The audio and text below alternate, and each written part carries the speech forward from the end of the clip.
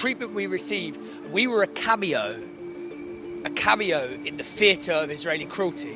The Palestinians are the protagonist of that suffering and that cruelty. So after 2 days there, I felt like I'd been there for 2 years. I can only begin to imagine what it's like to be Palestinian and to be in that situation every single day of the year. What we were doing was trying to bring baby formula and food and medicines, and we were kidnapped in international waters for wanting to do it.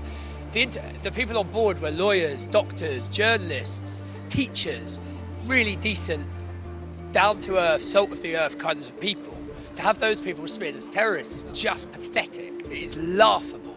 And they ought to hang their heads in shame every day for the rest of their lives. But they won't, because nobody who has the capacity to do that would preside over such a disgusting genocide. And it sounds strange to say this, there are different levels of torture, right? There is very clear torture where you're seriously harming somebody's physical integrity and leaving them with lasting.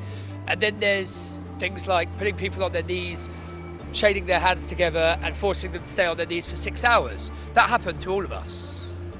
That's torture as well. It's a lesser form of torture than cutting somebody open, but it's a form of torture.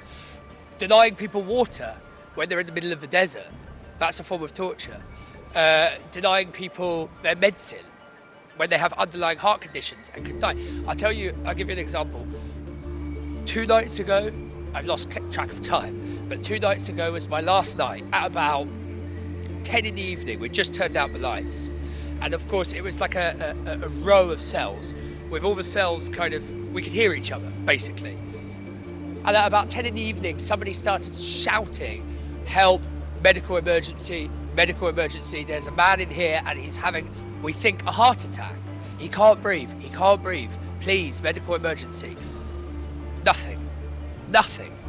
We then came to the gates and started rattling the gates and shouting, to amplify their message. He's gonna die. This guy you're gonna let someone die in this cell. Help, get the doctor, there's a doctor on site. Nothing. And this went on for about an hour until eventually somebody said, we need to stop shouting and he's gonna have to try and regain control of his breathing because clearly they're willing to let him die. And that's what we had to do. It was really nice, and thank you to the Turks. I think it was a totally unexpected thing. When I was woken up at 5 a.m. by Israeli prison guards banging on the gates, calling us names, I couldn't have began to dream that that's how the day would end up. The most important thing that the Turkish did was not feed us and give us nice beds for the night. That was really appreciated. But the most important thing they did was take us to doctors, take us to lawyers, and start gathering evidence of crimes against humanity.